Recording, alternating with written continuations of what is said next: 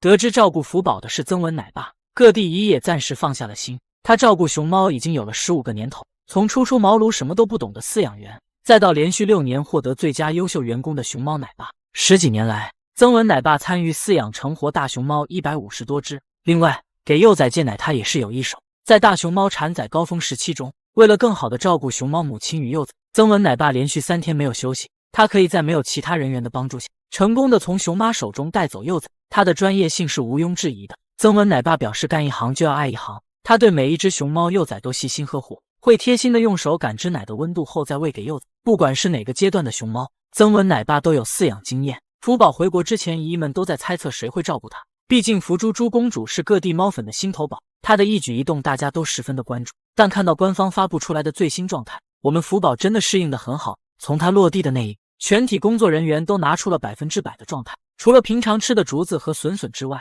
饲养员还给福宝安排上了窝头和胡萝卜。看到他吃的有滋有味，小编不禁心软软。就连吃的水果也是饲养员切成块。在做行为培训的时候，福公主和奶爸也十分的有默契。在福宝隔离期间，也是曾文奶爸与其他饲养员共同照顾。关心福猪猪的姨姨们完全不用担心。能坚持大熊猫饲养员工作的曾文奶爸，早就把大熊猫当作成了自己的孩子对待。当时曾文奶爸的爱人生产，他也只是陪伴了10几天后，又匆匆赶回了熊猫中心。曾文奶爸虽然不善言辞，但他会用行动来表示自己对熊猫的爱。看到木奶爸贴身照顾待宰的草草，小编才意识到饲养员与熊猫之间能有多信任。某奶爸虽然不是科班出身，但是他却真正懂得野外才是大熊猫的家园。从清洁工再到大熊猫中心的一员，某奶爸对熊猫的爱刻到了骨子里。视频中身穿一身熊猫服装的两脚兽正在一步步的靠近熊猫草草，但是对方却没有任何闪躲的念头，熟练的接过对方给的食物，就好像是排练上很多遍一样的长。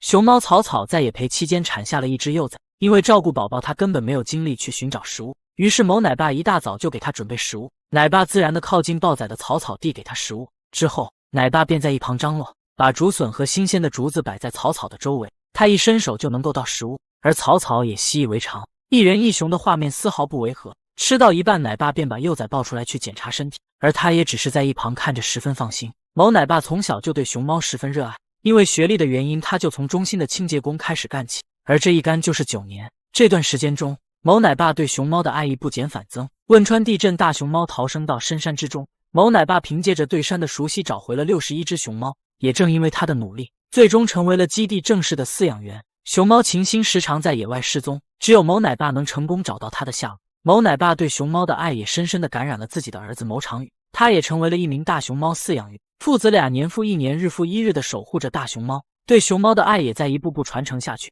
前有熊猫高高怒跑400里混编制，后有其女苏林逼疯野培专家，一家子都被拉进了野培黑名单。其父高高3次被放归野外，可此次都能准确地回到基地当中，凭借过硬的实力考上了编制，成功上岸。苏林带有老爹的野外基因，被基地选中参与野培训练。在准备工作时，熊猫苏林各项测验都十分符合野外训练的条件，却没想到苏林直接给基地人员上了一课，告诉他们在答案没有揭晓之前不能沾沾自喜。经过工作人员的观察，发现了苏林贪玩的特性，他的崽崽云会在树下面把嗓子都喊哑，贪玩的他是一点都听不见。这还不算什么，苏林突如其来的关心让幼崽实在是无法承受，他叼着崽崽晃过来晃过去，观察室内工作人员的心脏都要被吓出来。你敢相信这只脏不溜秋的生物是熊猫幼崽？经过多方观察，基地人员决定放弃对苏林的野培训练，将母子俩接了回来。没想到的是，回家后的苏林又变了一个样子，老老实实带娃。与野外的苏林相比，兼职判若两雄。